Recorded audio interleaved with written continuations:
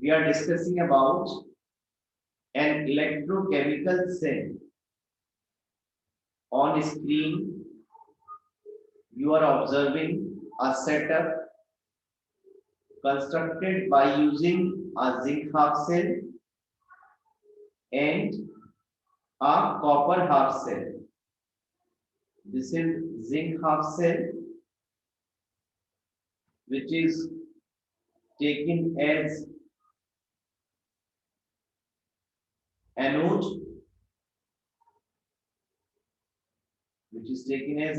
or you can also call it left hand side electrode, right? On right hand side, it is copper half cell. Copper half cell can be constructed by dipping copper metal rod in copper sulfate aqueous solution, or this copper half cell can also be called as right hand side electrode, and it will be used as cathode.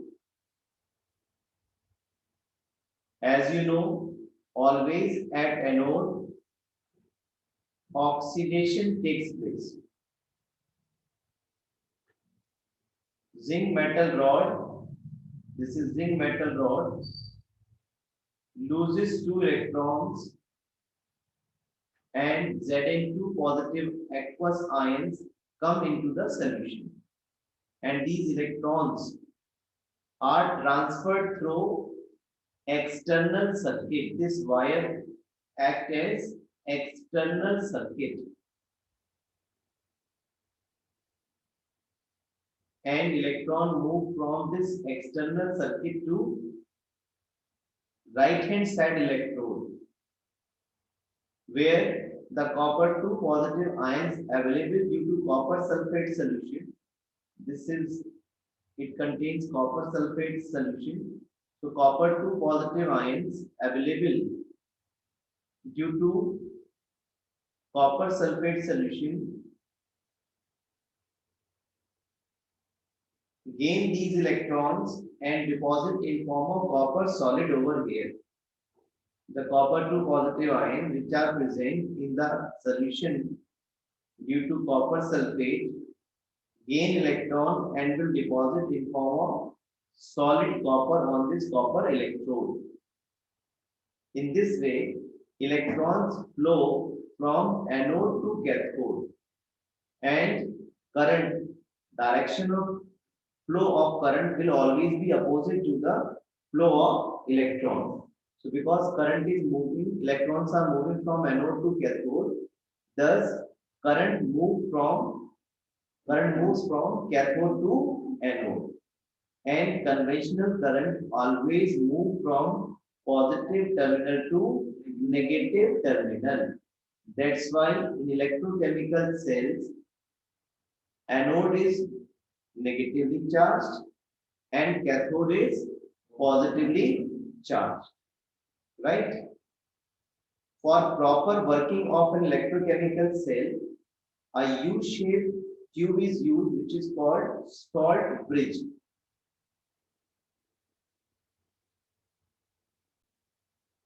So why we use salt bridge? उसका reason जानने की कोशिश करते हैं. Salt bridge को क्यों use करेंगे? देखिए, जैसे सेल काम करना शुरू करेगा, वैसे ये जिंक मेटल की जो रॉड है, इसमें से जिंक एटम जो है 2 इलेक्ट्रॉन लूज करके Zn2 पॉजिटिव आयंस की फॉर्म में सॉल्यूशन में आ जाते हैं. सिमिलरली यहाँ पर जो राइट हैंड साइड वाला हाफ सेल है, कॉपर हाफ सेल, यहाँ पर कॉपर 2 पॉजिटिव आयंस पहले अवेलेबल थे और SO4 2 नेगेटिव आयंस अवेलेबल थे स्टार्टिंग में. लेकिन जैसे जैसे सेल वर्क करना स्टार्ट करेगा, वैसे वैसे जो कॉपर 2 पॉजिटिव आयंस हैं, ये 2 इलेक्ट्रॉन गेन करके कॉपर सॉलिड की फॉर्म में यहाँ पर इलेक्ट्रोड पर डिपॉजिट होना शुरू हो जाएंगे. Slowly and gradually, on left hand side electrode, concentration of Zn2 positive ions increases, and in right hand side electrode, concentration of SO4 2 negative ions increases, क्योंकि कॉपर 2 पॉजिटिव तो चला गया Cu सॉलिड की form में, SO4 2 negative ions की जो concentration है वो सॉल्यूशन के अंदर क्या होगी, बढ़ जाएगी। इस तरह से जो लेफ्ट हैंड साइड वाला इलेक्ट्रोड है इसमें Zn2 पॉजिटिव आयन की concentration around this zinc electrode increase करता रहेगा स्लोली एंड ग्रेजुअली, जैसे जैसे सेल काम करेगी। लेकिन आपको मालूम होना चाहिए कि इस सॉल्यूशन की अपनी एक कैपेसिटी होगी जिसमें वो Zn2 पॉजिटिव आयंस को अपने में डिसॉल्व कर पाएगा, अलाउ करेगा मूव करने के लिए। आप देख रहे हैं ये जो प्रोसेस है Zn2 पॉजिटिव एक्वस आयन, ये एक रिवर्सिबल प्रोसेस है। ऐसा भी हो सकता है जब Zn2 पॉजिटिव आयन की कंसंट्रेशन यहाँ सॉल्यूशन में बहुत ज्यादा बढ़ जाए तो Zn2 positive ions 2 electron gain करके जिंक सॉलिड की फॉर्म में डिपॉजिट हो। तो जब यहाँ पर इस जिंक हाफ सेल का जो इलेक्ट्रोड है जिंक मेटल का, उसके चारों तरफ जब कंसंट्रेशन बढ़ जाएंगी Zn2 पॉजिटिव आयंस की, तो एक स्टेज ये आएगी कि जो कन्वर्जन है Zn का Zn2 पॉजिटिव आयंस से बहुत स्लो हो जाएगा, और जब स्लो हो जाएगा तो इलेक्ट्रॉन्स का रिलीज भी कम हो जाएगा, कम रेट से होगा। तो जो पोटेंशियल है वो लगातार डिक्रीज होता चला जाएगा, क्योंकि आयंस की कंसंट्रेशन में टाइम चेंज होगी, इसीलिए जो सेल पोटेंशियल है वो लगातार डिक्रीज होता चला जाएगा। और जब एक एक्सिस में हो जाएगा Zn2 पॉजिटिव आयंस इस मेटल के इलेक्ट्रोड को, जिंक इलेक्ट्रोड को चारों तरफ से सराउंड कर लेंगे, तो Zn2 पॉजिटिव कन्वर्ट हो ही नहीं पाएगा और थोड़े समय बाद सेल वर्क करना बंद कर देते हैं। ऐसे ही यहाँ पर भी जो SO4 2 नेगेटिव आयंस की कंसंट्रेशन है वो लगातार सॉल्यूशन में बढ़ रही है। तो यहाँ पर अगर आप चाहते हैं कि सेल लंबे समय तक वर्क करे तो आपको एक डिवाइस यूज करनी पड़ेगी विच is called salt bridge. Salt bridge दोनों हाफ सेल्स के जो सॉल्यूशंस हैं उनको इंटरनली कनेक्ट करता है, इसीलिए सॉल्ट ब्रिज को हम इंटरनल सर्किट भी बोलते हैं। जिस तरह से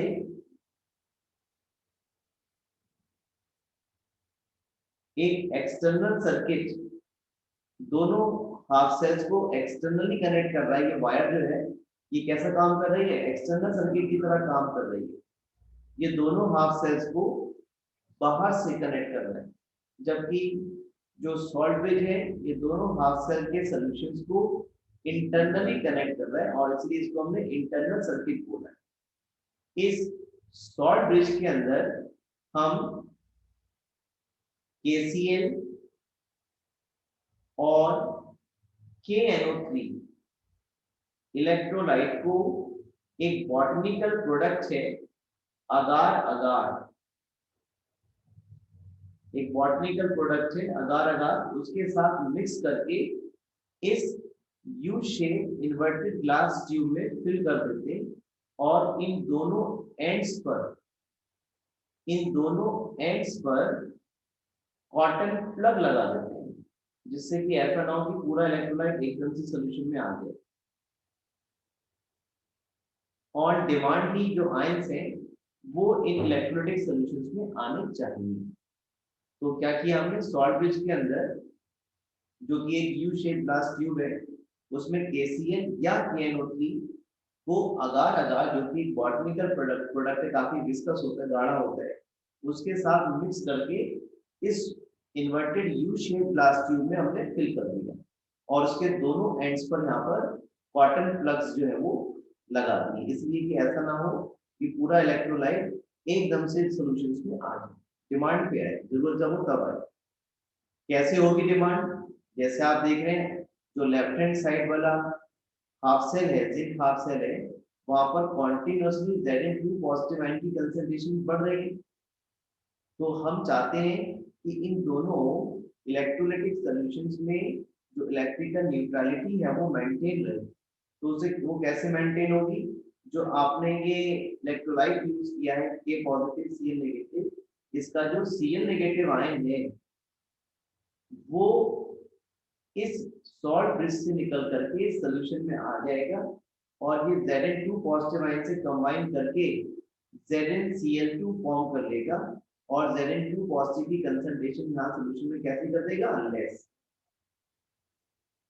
इसी तरह से जो ये के पॉजिटिव आपने देखा राइट साइड में किसी कंसंट्रेशन बढ़ रही थी, SO4 2 नेगेटिव आयन की कंसंट्रेशन बढ़ रही थी, तो यहाँ से कौन सा आयन आएगा सोल्यूशन में, के पॉजिटिव, और ये के पॉजिटिव SO4 2 नेगेटिव आयन से कंबाइन करके K2SO4 बना देगा, यानी कि जो नेगेटिव चार्ज यहाँ बढ़ रहा था उसे न्यूट्रलाइज कर देगा। और जब ये Zn2 पॉजिटिव आयन यहाँ पे कंज्यूम हो गए, न्यूट्रलाइज हो गए, तो ये कन्वर्जन फिर जो है Zn से Zn2 पॉजिटिव का फिर से तेजी से हो सकता होगा। यानी कि अगर आपको लंबे समय तक इलेक्ट्रोकेमिकल सेल से आउटपुट लेना है तो आपको सॉल्ट ब्रिज यूज करना ही होगा। सॉल्ट ब्रिज के फंक्शंस अगर आपसे पूछते हैं तो आप कैसे लिखेंगे, it connects to half cell solutions internally. Second, it maintains electrical neutrality of two half cell solutions।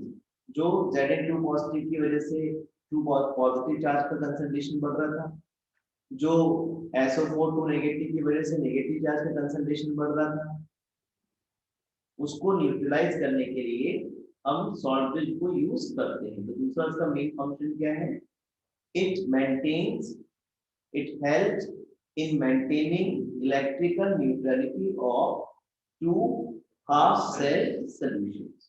यानी कि जो लेफ्ट हैंड साइड इलेक्ट्रोड में Zn2 पॉजिटिव आयन कंसंट्रेशन बढ़ रही थी, पॉजिटिव चार्ज बढ़ रहा था, उसको तो जो एनायनिक इलेक्ट्रोलाइट है का पार्ट है जैसे Cl नेगेटिव वो न्यूट्रलाइज करेगी, और जो राइट साइड में SO4 2 नेगेटिव आयन की कंसंट्रेशन बढ़ रही थी उसको कौन न्यूट्रलाइज करेगा, K पॉजिटिव न्यूट्रलाइज करेगी।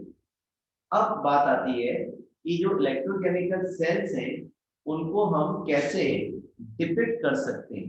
हमने एक तरीका निकाला है इन इलेक्ट्रोलिटिक सेल्स को ऑन पेपर आसान से डिपिक्ट करने का।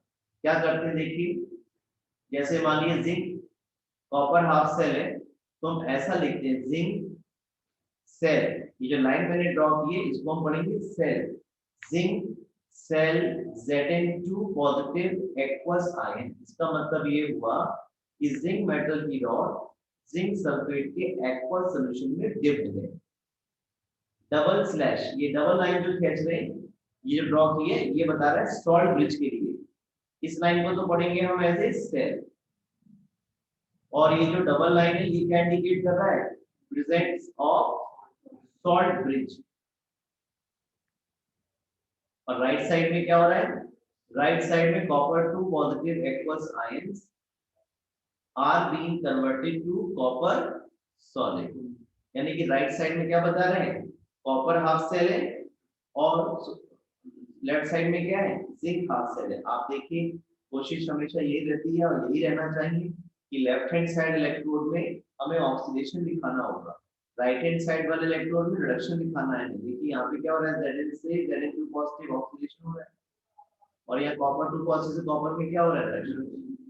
ठीक है, तो ये तरीका रहता है किसी इलेक्ट्रोकेमिकल सेल को डिपिक्ट करने का, शो करने का, जिसमें लेफ्ट हैंड साइड पर हम ऑक्सीडेशन और जो हाफ सेल होगा वो यूज दिखाएंगे। ये डबल स्लैश जो है ये सॉल्ट ब्रिज को इंडिकेट कर रहा है कि सॉल्ट ब्रिज यूज किया गया है, और राइट साइड में copper two positive copper solid में कन्वर्ट हो रहे हैं, यानी कि कॉपर हाफ सेल है वो राइट हैंड साइड में रखा हुआ है। कभी कभी आपसे पूछ लेते हैं right the reaction involve at two electrodes, तो ये देखिए आपके सामने लिखी हुई है रिएक्शंस। एनोड पर क्या रिएक्शन होगा, एनोड पर रिएक्शन क्या होगा, देखो बेटे, Zn is being converted to Zn2 positive aqueous ion plus 2 electron, और कैथोड पर क्या होगा, copper 2 positive combined with 2 electron gain 2 electrons and deposit in form of copper solid। अब ये जो सेल है, ये जो इलेक्ट्रोकेमिकल सेल है ये कितना आउटपुट देगा मैं उसकी बात आपसे कर लेता हूँ। ठीक है, तो इस तरह का जो इलेक्ट्रोकेमिकल सेल है उससे कितना पोटेंशियल मिलता है, कितना वोल्टेज आपको मिलती है, उसे हम इस फॉर्मूले से कैलकुलेट कर देते हैं, which is E naught cell is equal to E naught RHE minus E naught LHE।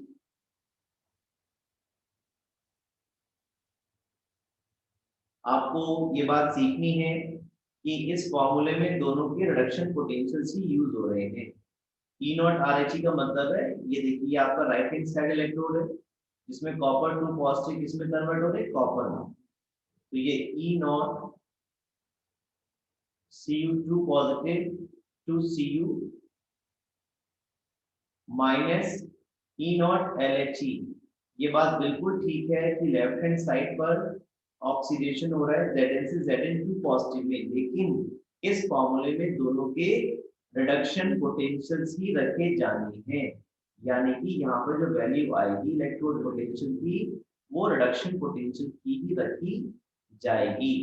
ठीक है, तो जो स्टैंडर्ड सेल पोटेंशियल है उसे हम कैसे डिफाइन कर सकते हैं? Standard cell potential of an electrochemical cell is the difference of reduction potentials of two half cells when no current is drawn from external circuit।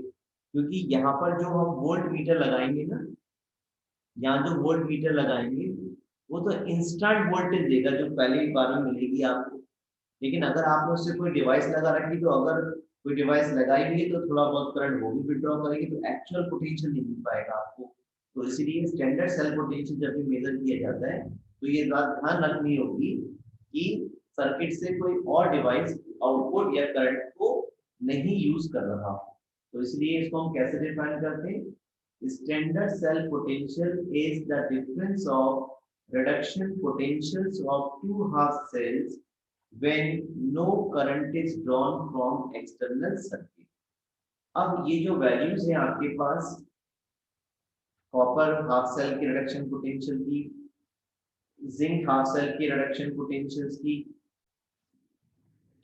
ये जो वैल्यूज हैं रिडक्शन पोटेंशियल्स की वो आपको अभी के लिए इस टेबल में से फाइंड करनी पड़ेगी, which is टेबल 8.1।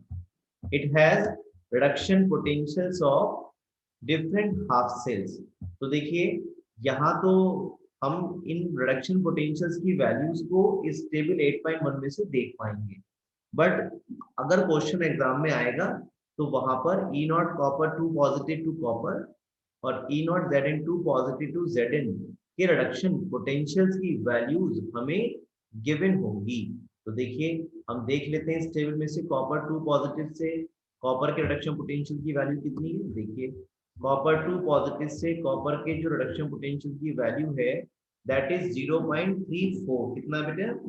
0.34। ये हमने यहाँ से टेबल में से देख लिया, इट इज 0.34 पॉजिटिव है ना, माइनस अभी हमें Zn2 पॉजिटिव से Zn का रिडक्शन पोटेंशियल भी देखना है, तो इसी इलेक्ट्रोकेमिकल सीरीज में देखेंगे हम Zn2 पॉजिटिव से Zn की वैल्यू देखिए ये मिल रही है हमें, जी हाँ, माइनस का 0.76।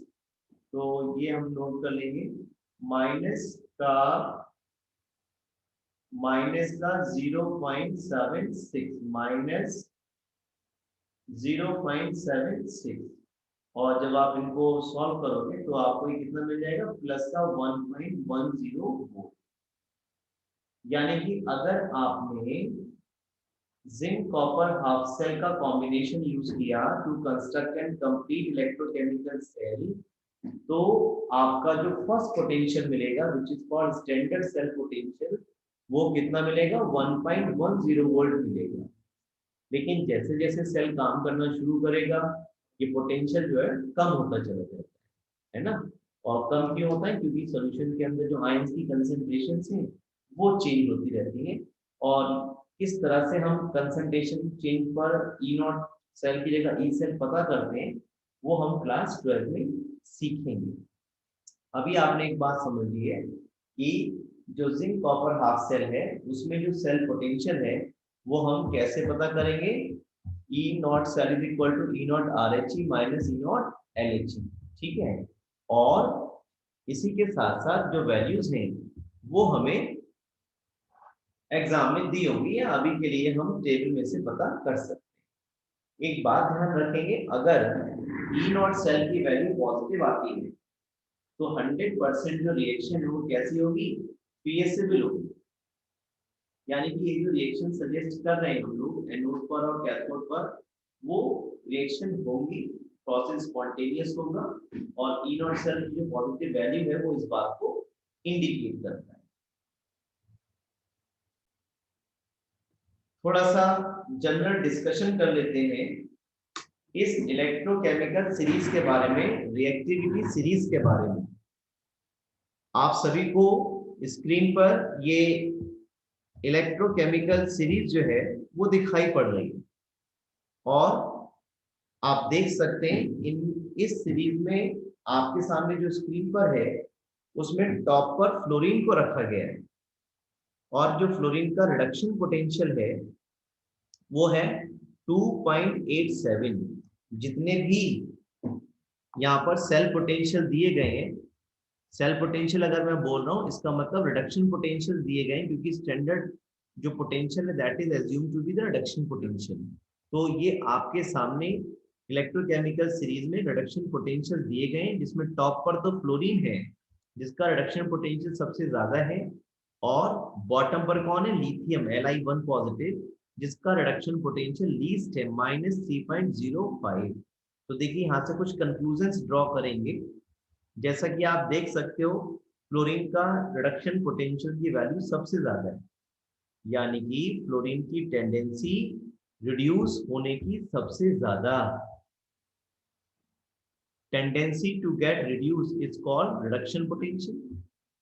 अब फ्लोरीन का रिडक्शन पोटेंशियल क्योंकि सबसे ज्यादा है तो उसकी टेंडेंसी रिड्यूस होने की सबसे ज्यादा होगी, और जो सबसे तेजी से रिड्यूस होने की टेंडेंसी रखेगा वो सबसे बढ़िया ऑक्सीडाइजिंग एजेंट की तरह काम करेगा।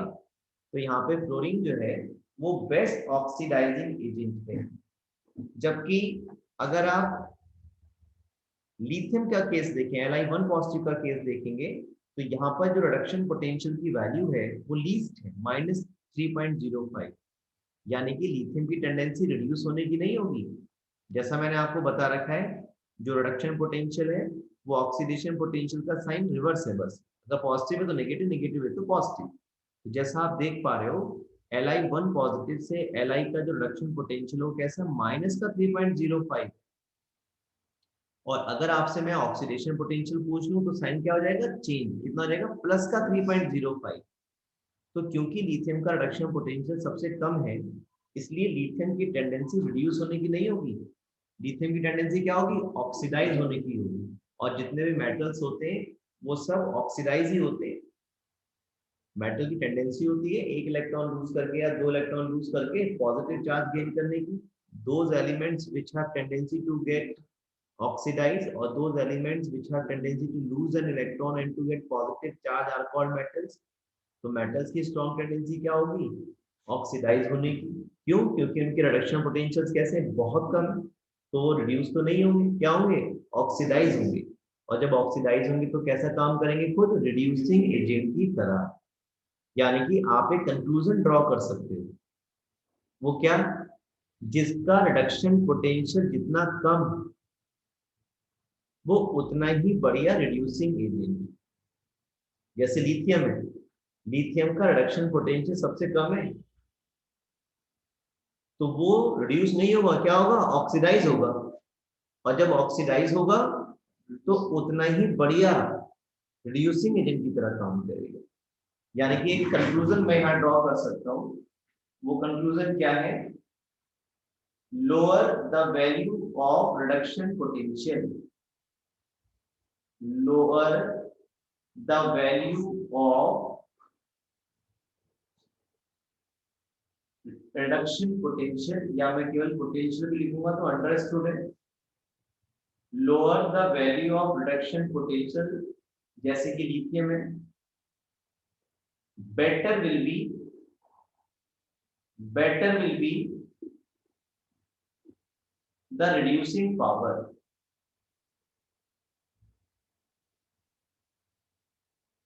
या better will be the reducing agent.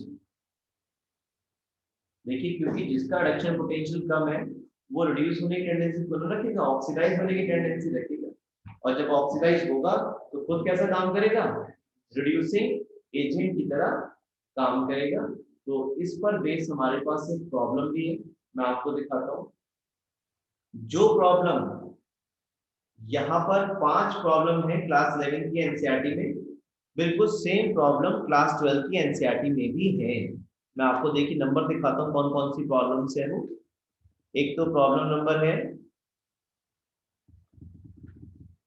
8.26, 8.26 से लेकर के 8.30 तक ये जो 5 प्रॉब्लम्स हैं ये एज सच क्लास 12 की एनसीईआरटी में भी है।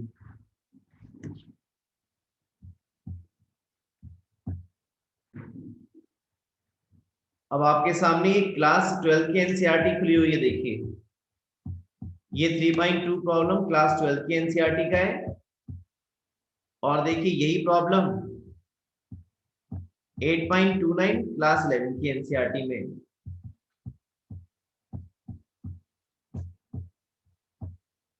जो प्रॉब्लम 8.28 क्लास 11 की एनसीईआरटी में है, यही प्रॉब्लम क्लास 11 की एनसीईआरटी का 3.1 प्रॉब्लम है।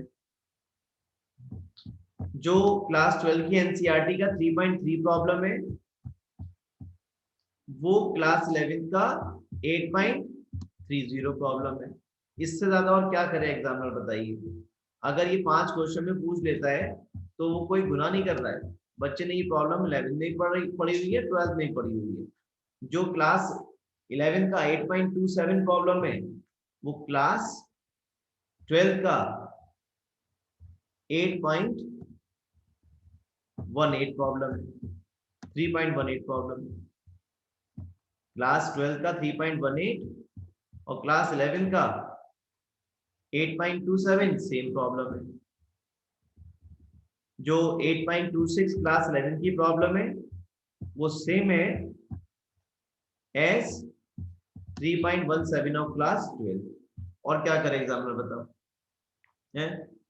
इससे ज्यादा आसान पेपर क्या बनाए कि बच्चे ने 11 में भी किया हुआ है, 12 में भी किया हुआ है, कम से कम इस क्वेश्चन का तो आंसर करेगा। और यही सोच के क्लास 12 में 2010 में ये क्वेश्चन बोर्ड में रख दिया गया। देखिए 8.29,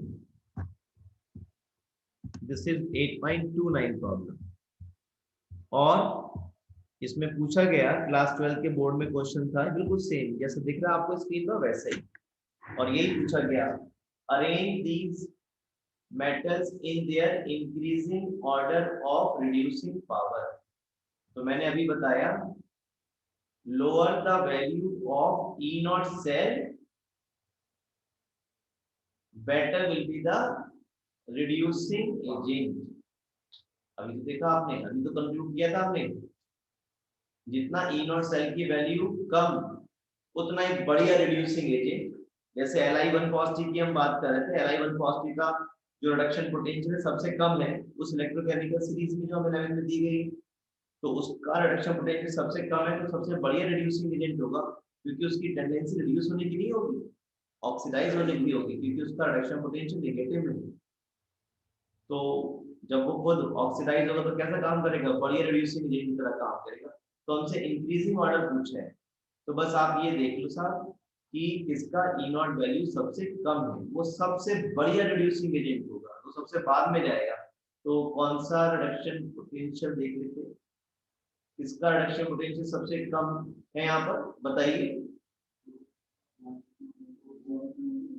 के पॉजिटिव से के, इसका -2.93 है ना, और इसीलिए ये जो है वो सबसे बाद में आएगा, क्योंकि हमें तो इंक्रीजिंग ऑर्डर में रखना है ना। तो जो सबसे बढ़िया रिड्यूसिंग एजेंट है वो सबसे बाद में, तो आ गया। उससे कम किसका है, माइनस का 2.37, वो कौन है, Mg2 पॉजिटिव से Mg।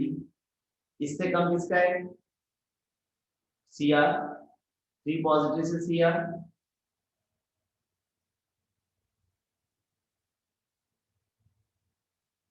और उससे कम किसका है,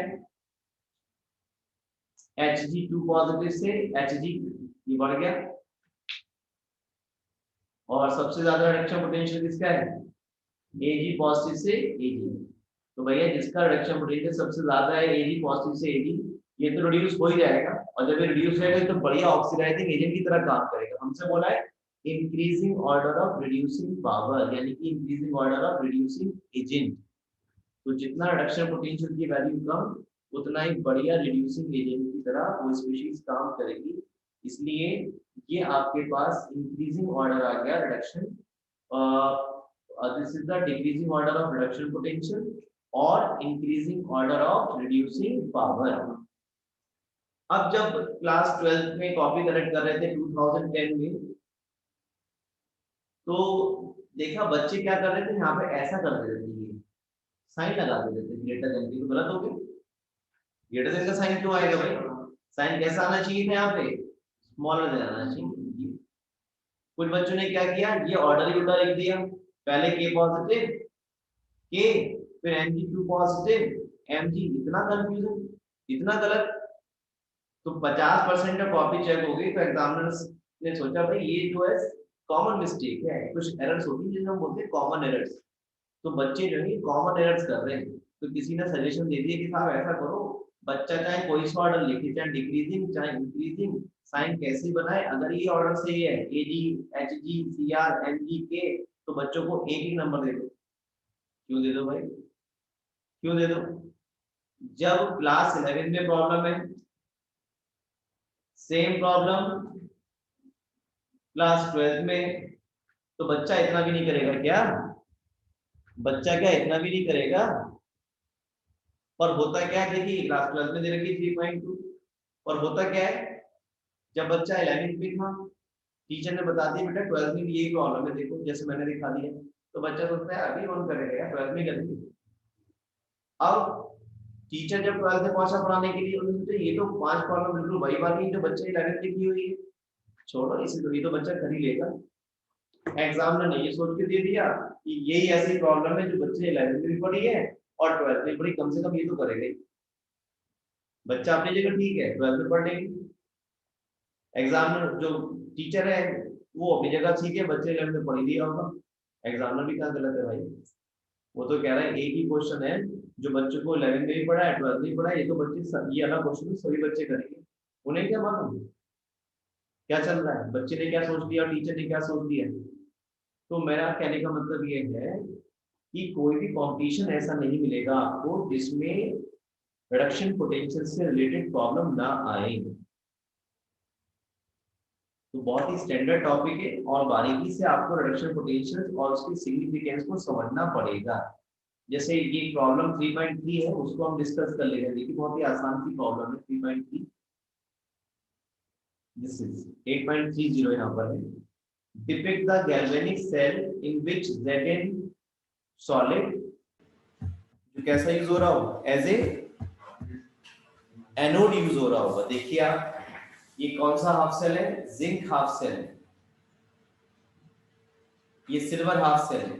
तो जिंक हाफ सेल कहाँ जा रहा है, ऑक्सीडेशन में। इसको मैं ऐसे डिपिक्ट कर सकता हूँ, देखिए Zn cell Zn2 positive aqueous salt bridge Ag positive cell Ag, मैं इनकी स्टेट्स भी लिख दूंगा तो अच्छा रहेगा। सॉलिड यहाँ पे एक्वस फॉर्म में है, ये एक्वस फॉर्म में है, ये सॉलिड फॉर्म में है। तो इस तरह से मैं इलेक्ट्रोकेमिकल सेल को डिपिक्ट कर सकता हूँ, है ना। तो depict the galvanic cell in which the reaction this takes place, further show, पहले डिपिक्ट कर दिया मैंने, ये आ गया, जिसमें Zn पॉजिटिव में कन्वर्ट हो रहा है, Ag पॉजिटिव Ag में कन्वर्ट हो रहा है। Which of the electrode is negatively charged, तो देखिए ये तो हो गया आपका left hand side electrode, zinc half cell, जो काम करेगा एज ए एनोड। और ये हो गया आपका Rhe, यहाँ पर रिडक्शन हो रहा है, वो यूज होगा एज ए कैथोड। तो आप सभी को मालूम है हमेशा एनोड पर ऑक्सीडेशन होता है, ऑक्सीडेशन में इलेक्ट्रॉन हमेशा लूज होते हैं, और ये इलेक्ट्रॉन कहाँ पहुंच जाएंगे, कैथोड पर। कैथोड पर ये इलेक्ट्रॉन गेन हो जाएंगे। ठीक है, तो इलेक्ट्रॉन कहां मूव कर रहे हैं, एनोड टू कैथोड, करंट कहां मूव करेगा, कैथोड टू एनोड, और हमेशा करंट पॉजिटिव टर्मिनल से नेगेटिव टर्मिनल की तरफ मूव करेगा, यानी कि which of the electrode is negative charge, zinc electrode is negatively charged। ठीक है, बच्चे क्या करते हैं, एनोड इज नेगेटिवली चार्ज, दे देंगे नंबर। अगर कॉन्सेप्ट बच्चे का क्लियर है, जाहिर सी बात है एनोड पर जो यूज हो रहा होगा वो नेगेटिवली चार्ज होगा, लेकिन भावनाएं पूछने की क्या है, zinc electrode is negatively charge. Second पूछ रहे हैं the carriers of the current in the cell. आपने देखा इन दोनों हाफ सेल्स को हम एक एक्सटर्नल वायर से कनेक्ट करते हैं, उसी में से तो इलेक्ट्रॉन जाते हैं, तो वही पूछे the carriers of the current in the cell, तो एक्सटर्नल वायर। और अगर मैं आपसे पूछता हूं यहाँ पे carrier of ions, sodium in हाँ salt bridge, internal circuit, very good. फिर है इंडिविजुअल रिएक्शन एट इलेक्ट्रोड, तो आप बता दो भैया, Zn solid is being converted to Zn2 positive aqueous ions at anode and copper 2 positive aqueous ion after gaining 2 electrons are being converted to copper solid।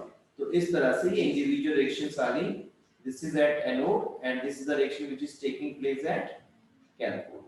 तो which of the electron is negative charge, zinc, carrier of current external wire, अगर carrier of ions पूछते तो internal circuit यानी कि salt bridge लिखते हैं आप, और इंडिविजुअल रिएक्शन आपने लिख दिया, एनोड पर ऑक्सीडेशन और कैथोड पर रिडक्शन आपने लिख दिया।